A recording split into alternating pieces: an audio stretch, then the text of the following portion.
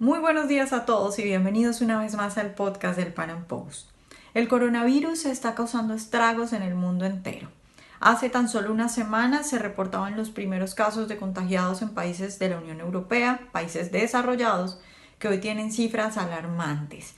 Por ejemplo, en Italia el sistema de salud parece que está completamente colapsado. A Latinoamérica el coronavirus apenas empieza a llegar. Y la pregunta hoy en medio de todo esto es, ¿qué va a pasar en unos días? ¿Qué va a pasar en unas semanas? Si esto apenas está empezando y ya hay países con sistemas de salud que se supone que son buenos, que se ve que no van a poder afrontar la situación de una manera adecuada, o que ya están sufriendo lo que sufre Italia, que es un sistema de salud colapsado. ¿Qué va a pasar, por ejemplo, en Latinoamérica, donde los sistemas de salud no son tan buenos como los de los países europeos? ¿Qué va a pasar cuando este virus se empiece a extender? Vamos a hablar de todo esto en el podcast de hoy. Nuestro invitado de hoy además nos va a contar sobre las cosas que se deben y no se deben hacer, sobre qué se debería hacer si uno cree que está contagiado de coronavirus. Es un invitado muy especial, es el doctor Kyle Barner, que es médico estadounidense, trabaja acá en Estados Unidos, es internista, hospitalista y bueno, en este momento trabaja con casos de coronavirus.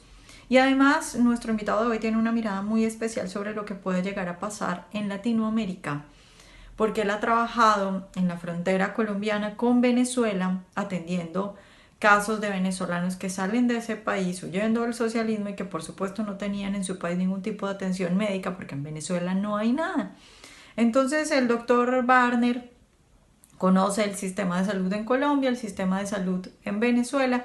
Nos va a dar también una mirada de lo que puede llegar a pasar en Latinoamérica y específicamente de la catástrofe que puede llegar a ocurrir en Venezuela. Cal, buenos días y muchas gracias por estar hoy con nosotros.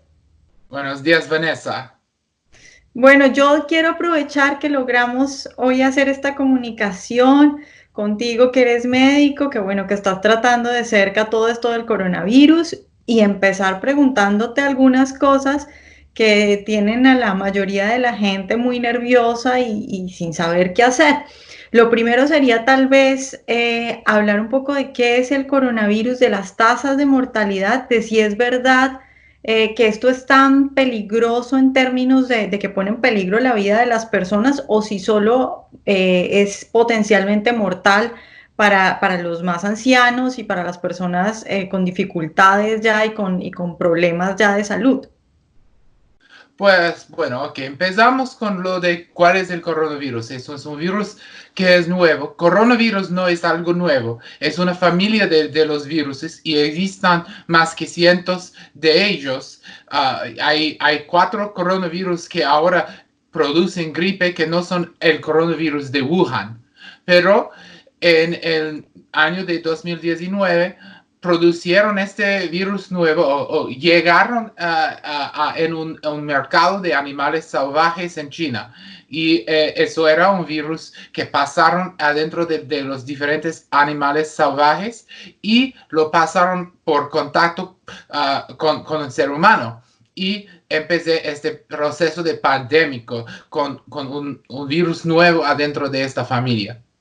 ¿Cuál, si es peligroso o no? Bueno, aquí es lo que tenemos que entender, es que la Organización de Salud Mundial está ahora reportando que hay un 3.6% mortalidad, pero eso es una estadística que está producido por los casos que ya tenemos confirmado. Entonces se nota los casos confirmados y se notan las mortalidades. Pero para mí yo creo que hay múltiples de casos que ya no están confirmados, que nunca hicieron pruebas. Entonces sospecho que la mortalidad actual es algo entre 0.5% y 1%. Puede ser menos todavía, puede ser menos que 0.5%. Es claro que los de tercera edad o los con condiciones crónicas sí están en más peligro, pero este virus es capaz de matar a alguien saludable también, como hemos visto en Wuhan con un médico que falleció de este virus. Entonces, Sí es peligroso para todos, pero no tan peligroso que pensamos. El problema más grande es el contagio, que cada persona que se contagia con ese virus puede infectar a 2 hasta 3 personas. Eso es el promedio. Entonces estamos viendo que los casos están doblando cada semana. Y eso lo peligro es que tanta gente está desarrollando la infección. Y por eso vamos a ver muchos mortalidades vamos a verlo por la cantidad de gente que van a contagiarse con este virus. ¿Qué tiene que hacer la gente o qué tiene que pasar para que la gente vaya al médico? Porque hay mucha gente que por esta época tiene tos, tiene gripa, por los cambios de clima, pero están asustados por todo lo que está ocurriendo y por todo lo que se ve en los medios. Entonces, ¿en qué momento alguien tiene que decir, bueno, esto ya está sospechoso y debería hacerme el test o consultar a un médico? Sí, bueno, en este momento, dependiendo en dónde estás en el mundo, la gran probabilidad es que no hay disponibilidad de una prueba si no estás muy enfermo. Si no estás enfermo suficiente para ser hospitalizado.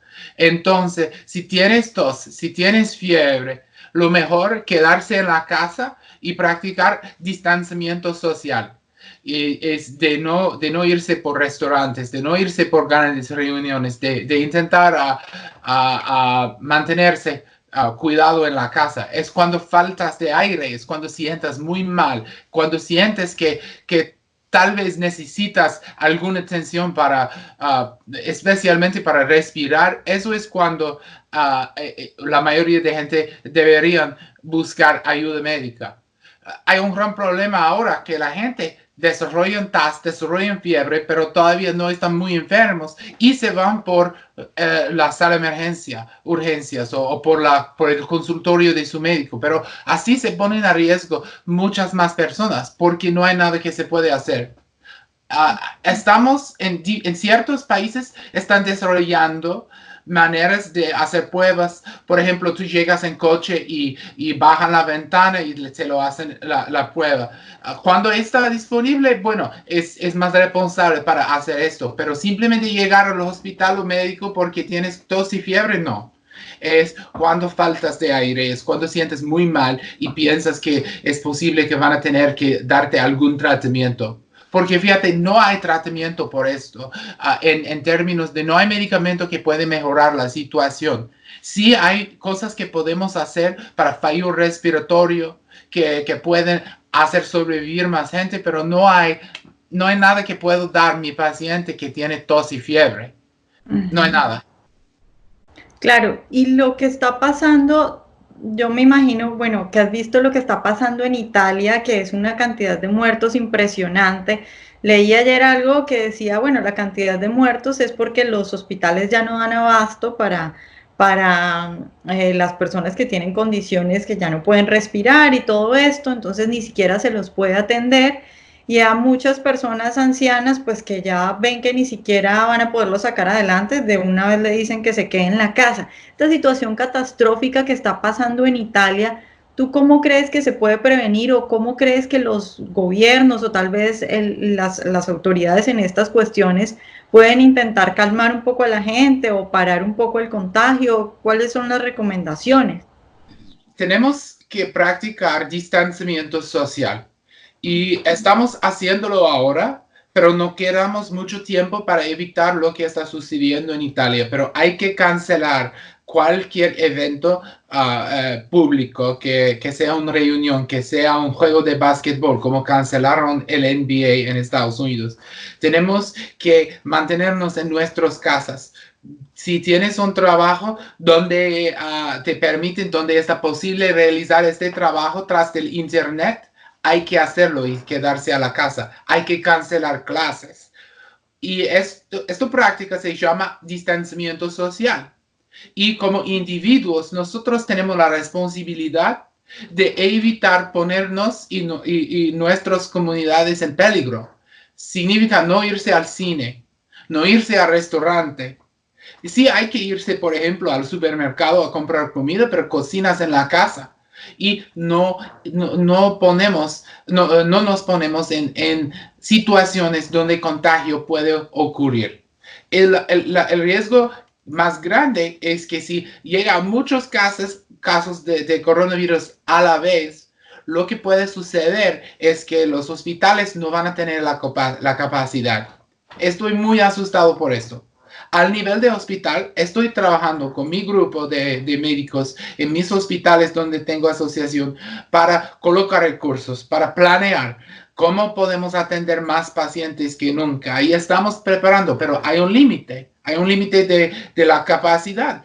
Hay un límite de ventiladores mecánicos, hay límites y entonces si practicamos a distanciamiento social, no vamos a prevenir que nadie se contagie, pero sí podemos prevenir que todo el mundo se contagie a la vez y que no existan recursos a atenderlos. Lo que podemos esperar es que con estas medidas de distanciamiento social podemos mantener un sistema donde los hospitales tienen la capacidad. Uh-huh. Kyle, tú pues conoces muy bien, por ejemplo, la zona fronteriza entre Colombia y Venezuela, porque has estado ahí trabajando, que has hecho una labor muy importante respecto a eso, que ya tendremos tiempo de hablar al respecto. Pero ya que conoces bien por lo menos ese sistema de salud y lo que ocurre ahí, ¿tú cómo ves la situación con esto del coronavirus en países, digamos, de Latinoamérica normales como Colombia? Y luego en un país con un sistema de salud ya pues completamente arruinado como el de Venezuela. ¿Qué crees que puede ocurrir en esos países? Sería horrible. Y el problema es, por ejemplo, en Colombia, especialmente en el este del país, los hospitales ya no tienen capacidad. Mis pacientes venezolanos han sido negados su atención en estos hospitales ya. Y no hay capacidad de atender todos, incluso los colombianos. Entonces, ¿qué va a pasar cuando 10 veces más pacientes llegan con enfermedad grave? Van a faltar capacidad. En partes del país más ricos, como en Medellín, como en Bogotá, el problema va a tocar menos duro, porque los áreas más ricos tienen más recursos.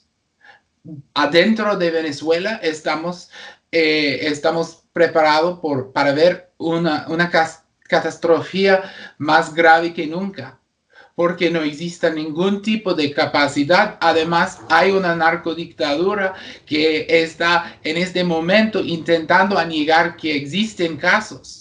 Por ejemplo, amenazaron a un médico en Maracaibo que dije que él tiene un médico que tiene un paciente que tiene sospecha de coronavirus. Y entonces, si tienes una narcodictadura amenazando médicos que han destruido el sistema de salud de un país, que han destruido la capacidad de atender a los pacientes, lo que vamos a ver es que muchas más personas van a morir. Algo muy fácil como recibir oxígeno mientras que recuperas es casi imposible en Venezuela por la gran mayoría de personas. Casi imposible. Entonces vamos a ver en Venezuela que la gente lo contagian y mueren en sus casas o mueren en las calles. Y miles de seres humanos van a morir en Venezuela por coronavirus. Sospecho que el régimen de Maduro va a negarlo porque no existe capacidad de hacer pruebas en Venezuela en este momento. Entonces, si no hacen pruebas, no existe enfermedad. Eso es lógico, revolucionario. Pero sí va a tocar duro. Y lo que vamos a ver es que los países más pobres le van a tocar más duro, los países más ricos menos duro. Y se van a ver que el neoliberalismo, que los políticos alrededor de Latinoamérica le gustan hablar mal, el neoliberalismo va a salvar las vidas. El país que le va a tocar menos sería Chile, gracias al supuestamente neoliberalismo que están hablando ahora los zurdos. Pero es simplemente la riqueza produce salud y la riqueza produce capacidad a atender pacientes. Los países más ricos tienen más capacidad y van a poder atender mejor su población. Uh-huh. Kyle, pero la situación de Venezuela yo quisiera que nos cuentes un poco más la situación de Venezuela a fondo, porque tú conoces muy bien los problemas de salud y los problemas que tienen ellos, porque has trabajado con eso como médico voluntario, Sí, entiendo. Estamos hablando no solo de un sistema de salud que no tiene, porque en Venezuela no tienen nada, no tienen guantes, no tienen gasas, no tienen alcohol, no tienen absolutamente nada, sino que además estamos hablando de una población que está mucho más en riesgo que el resto de Latinoamérica, porque es gente sí, que ya viene enferma, que no come, que no tiene las cosas básicas, entonces es mucha gente la que está débil, ¿no? Estamos hablando sí. definitivamente de una cosa pues que no tiene precedente en la historia reciente, por lo menos lo que va a ocurrir en Venezuela. Sí, sí, no hay presidente acerca del pandémico del coronavirus, pero eso no es el único epidémico o pandémico en Venezuela. Por ejemplo, el estado de Falcón está padeciendo de muchos casos de paludismo. Hay muchos casos de sarampión por falta de vacunas. Hay casos de cualquier enfermedad infecciosa, fiebre de dengue, por ejemplo, y obviamente parásitos, malnutrición y todas las enfermedades normales que se nota en cualquier país, diabetes, que no hay, con pacientes que no tienen capacidad de comprar insulina, hipertensión, que no hay medicamentos para tratarlo. Entonces, sí, hay una población muy vulnerable y no hay capacidad de atenderlos. Y ahora estamos notando que los pacientes están muriendo en Venezuela por falta de atención. Imagínate cuando viene esta enfermedad con su esfuerzo, lo que va a suceder. Socialismo es una manera de asesinar gente, no solamente al punto de armas, pero cuando destruyas una economía, destruyes la capacidad de atender a los enfermos y entonces socialismo mata a los enfermos. Kai, ya para terminar, te voy a preguntar algo que también está mucha gente en redes sociales y por cadenas de WhatsApp mandando como especies de recomendaciones y dicen cosas como para prevenir el coronavirus, tomar bebidas calientes, vitamina C, hablan de productos, digamos, como linaza, tomar mucha naranja, todas estas cosas naturales, esto de bebidas calientes y eso sirve para algo o es cosas que se inventan. Bueno, no hay buena evidencia que vitamina C sirve para prevenir enfermedades de los virus o para bajar los síntomas, pero no te puede dañar tampoco. Entonces, no veo ningún problema. Pero las cosas que serían más importantes, lavarse las manos muchas veces al día, evitas a tocarse la cara y evitas interacción con otras personas cuando sea posible. No asistes a conciertos, al cine, no irse al restaurante, hay que mantenerse en la casa y practicar distanciamiento social. Sí, a bebidas calientes no veo ninguna evidencia que eso ayuda. Eso es una creencia cultural que tienen muchas personas en Latinoamérica y por cierto, yo me siento mucho mejor cuando si tengo gripe y tomo bebidas calientes, pero no va a afectar el curso de la enfermedad de un virus. Pero no voy a decir que no lo hacen, simplemente que no existe evidencia. Y entonces lo mejor, lavarse las manos, no te toca la cara y que practicas distanciamiento social. Uh-huh. Kai, ¿y tú crees que pronto, bueno, esto ya es una cosa que no se puede prever o creo que no es muy fácil, no es muy fácil tener la certeza, pero ¿tú crees que vaya a ser pronto que encuentren alguna vacuna o crees que esto puede durar durante años? O sea, ¿cuánto tiempo puede durar por lo menos la tragedia que estamos viviendo y estos ciclos de contagios tan rápidos? Sí, vamos a ver una vacuna probablemente en como un año. Probablemente no van a poder desarrollarlo antes de un año. Hay más que 12 empresas diferentes ahora desarrollando diferentes tratamientos y hay varios medicamentos que pueden funcionar. Hay un medicamento antiviral producido por la empresa Gilead que se llama Remdesivir. Y este medicamento, los médicos que están usándolo están notando a una posibilidad que está ayudando a los pacientes y están en el proceso de pruebas de este medicamento, pero ahora está disponible solo adentro de pruebas, solo adentro de investigaciones formales. No se puede simplemente comprarlo o simplemente usarlo en cualquier persona. Eso va eso va a cambiar poco a poco y, por cierto, los países con menos regulación van a aprovechar de tratamientos más rápidos como los países con mucha regulación. Aquí en Estados Unidos vamos a tardar. En Singapur hay una prueba por este virus que tarda solamente 3 horas, pero es ilegal importar esta prueba a Estados Unidos. Entonces yo tuve que esperar 5 días por mis últimos pacientes que yo lanzo pruebas por coronavirus. Ujú. Es el precio que pagamos para regulación. Entonces sí, van desarrollando una vacuna y creo un año, pero antes de un año no lo vamos a tener. Bueno, Kai, pues muchas gracias por haber hablado hoy con nosotros. Muchas gracias, Vanessa. Es siempre un placer hablar contigo.